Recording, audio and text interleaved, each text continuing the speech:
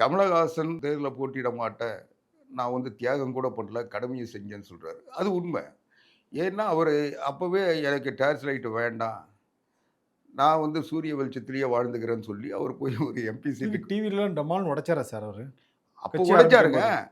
அதுக்கப்புறம் சூரிய வெளிச்சம் அவர் மேல பட்ட உடனே, இந்த சூரிய வெளிச்சம் இருக்க சொல்ல எதுக்கு டார்ச் லைட்டு தூக்கி போட்டாரு. போட்டு தானே அவருக்கு என்ன அவருக்கு ஒரு ராஜ்யசபா எம்பி குடுத்தாங்க. அவர் ஒரு சிறந்த நடிகர்.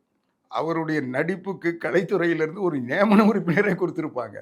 ஆனா, இதுக்காக ஒரு கட்சி ஆரம்பிச்சு, பல பேருடைய வாழ்க்கைய கெடுத்து, பல பேர கடன்காரனா ஆக்கி, பல பேர நிக்க வச்சு, ஓட்டாண்டி ஆக்கி, எல்லாத்தையும் எடுத்துட்டு அவர் போய் ஒரு எம்பி சீட்ட வாங்குனாரு. போன நாடாளுமன்ற தேர்தல்லயே அவருக்கு சீட்டு தரல. அப்பவே அவரு சமரசம் தான் பண்ணாரு. "நீ ஒழுங்கா பிரச்சாரம் பண்ணா உனக்கு ராஜ்யசபா தரேன்னு சொன்னாங்கன்ட்டு" அவர் போய் பிரச்சாரமும் பண்ணாரு. எங்கேயாவது திமுகவோ, ஸ்டாலினோ, உதயநிதியோ, திமுக பலமான கட்சி, திமுக பலத்தில் நாங்கள் வெற்றி பெறுவோம்னு என்னைக்காவது சொல்லியிருக்காங்களா?